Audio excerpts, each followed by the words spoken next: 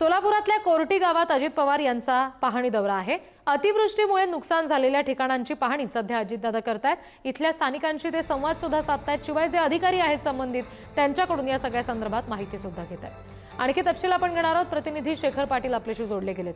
शेखर, अजितदादा सध्या त्या ठिकाणी पाहणी करतायत, काय नेमकं त्यांचं या सगळ्या संदर्भात म्हणणं आहे?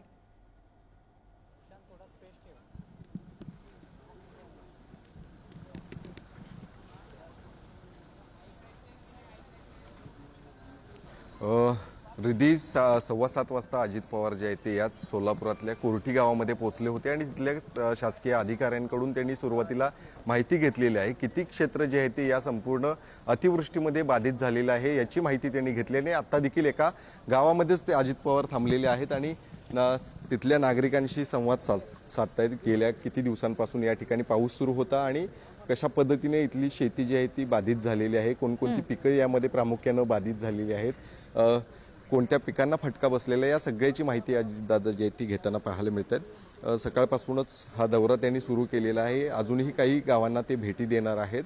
ज्या ठिकाणी पुराचा फटका बसलेला आहे त्या गावांना देखील ते भेट देऊन तिथली पाहणी करणार आहेत आणि एकंदरीतच प्रत्येक शेतकऱ्यासोबत देखील ते संवाद साधतायत। प्रत्येकाला धीर देण्याचा या ठिकाणी प्रयत्न ते करतायत। शासन आपल्या सोबत आहे आणि आपल्याला ती मदत जास्तीत जास्त आम्ही देण्याचा प्रयत्न करू असं देखील आश्वासित करताना दिसत आहेत। मात्र ही सगळी दृश्य आता आपण याच बार्टीच्या पुढे असणारे एका गावामधली पाहतोय, ज्या ठिकाणी त्यांनी ताफा थांबवून बाजूलाच थांबलेल्या सगळ्या शेतकऱ्यांशी आता ते संवाद साधतायत।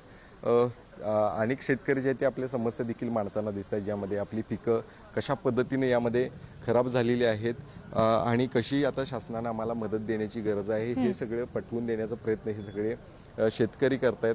आपल्याला माहिती आहे की सोलापूर जिल्ह्यामध्ये जवळपास 2 लाख हेक्टर जमीन जी आहे ती बाधित झालेली आहे आणि जवळपास 2,23,000हून अधिक शेतकरी जे आहेत ते या सगळ्यामुळं बाधित झालेले आहेत आणि या सगळ्यांचीच एकच मागणी आहे की त्या ठिकाणी ओला दुष्काळ जाहीर करावा आणि आम्हाला जास्तीत जास्त मदत जी आहे ती द्यावी। ही एक प्रमुख मागणी सगळे शेतकरी करतात।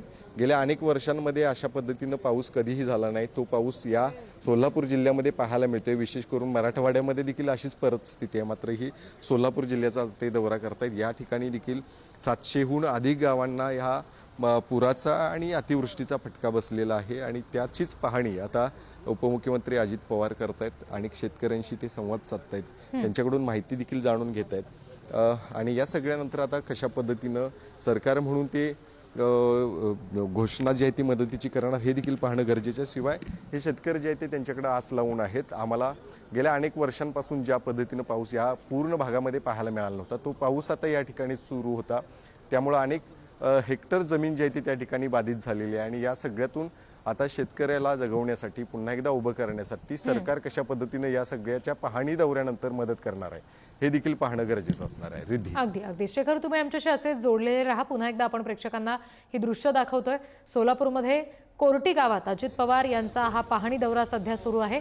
इथले जे स्थानिक आहेत त्या सगळ्यांशी अजितदादा सध्या संवाद साधतायत। नेमकं किती नुकसान झालेलं आहे, कुठल्या भागामध्ये कुठल्या पिकांचं, त्यानुसार कशा पद्धतीनं पंचनामे करता येऊ शकतात, मदत देता येऊ शकते, याबाबत चर्चा सुरू आहे। इथं जरा आम्हाला पंचनामे करण्याच्या